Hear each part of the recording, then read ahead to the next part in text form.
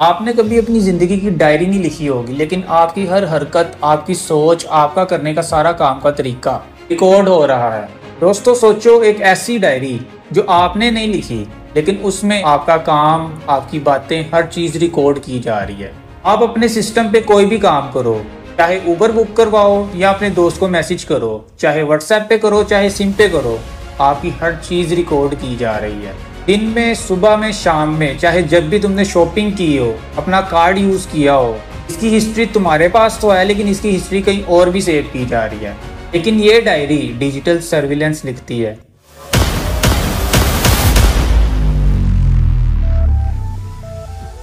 और इसके मालिक सिर्फ तुम ही नहीं, इसकी एक्सेस गवर्नमेंट और कंपनीज के पास होती है। सर्विलेंस का मतलब सिर्फ देखना नहीं है।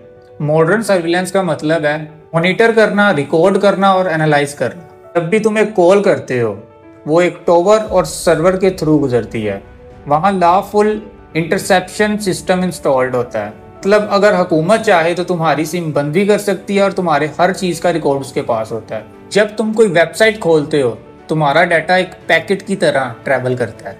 DPI, डीप पैकेट इंस्पेक्शन, देखते हैं कि तुम किस साइट पर गए हो, क्या कंटेंट देख रहे हो और क्या कंटेंट डाउनलोड कर रहे हो। जब तुम इंस्टाग्राम या टिकटॉक पे कोई वीडियो लाइक करते हो, एल्गोरिथम उस चीज को समझना शुरू कर देता है। मतलब अगर तुमने 2-3 दफा फिटनेस रिलेटेड वीडियोस को लाइक कर दिया, तो एल्गोरिथम तुम्हें अगले दिन जिम वगैरह की एड्स दिखाना शुरू कर देगा।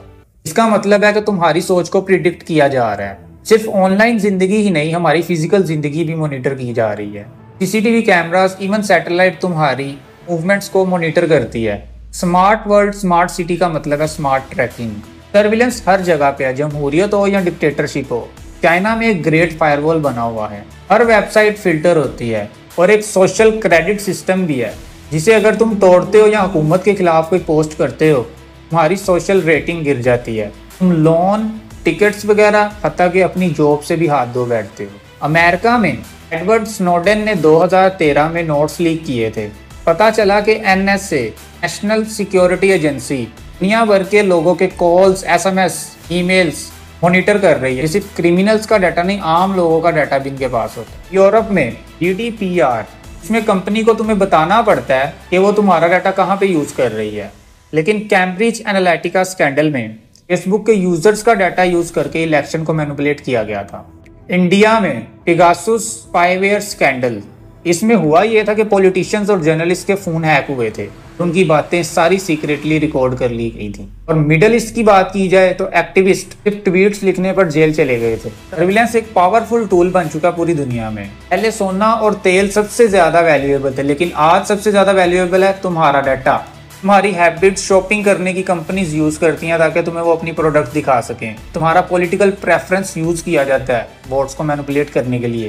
तुम्हारा health record insurance company use करती है रेट सेट करने के लिए। मतलब आज अगर तुम गूगल पे सर्च करते हो किसी भी डायबिटिक मेडिसिन के बारे में, तो तुम्हें हर जगह उसके एड्स नजर आना शुरू हो जाएंगे। लेकिन दुनिया भर में लोग अब इस चीज से लड़ रहे हैं। यूरोप का GDPR, कैलिफोर्निया का CCPA, ब्राजील का LGPD, ये सब के सब यूजर को अपना डाटा कंट्रोल करने का हक देते हैं। और इवन यूरोप में राइट टू बी फॉरगॉटन, लोग अपना पुराना डाटा डिलीट करवा सकते हैं। इंटरनेट ने हमें आज़ादी दी थी, इसमें इंसान अपने राइट्स के लिए बोल सकता है, आवाज़ उठा सकता है, अपने आप को इस दुनिया से कनेक्ट कर सकता है। लेकिन जब वही इंटरनेट एक डिजिटल कैद बन गया उसके लिए, उसकी हर एक फाइल, उसका हर एक रिकॉर्ड, उसकी हर एक पिक्चर, सब चीज़ें रिकॉर्ड है इंटरनेट पे। क्या ये चीज़ इसी तरह चलती रहेगी या सबको राइट मिलेगा उनके डाटा की एक्सेस का?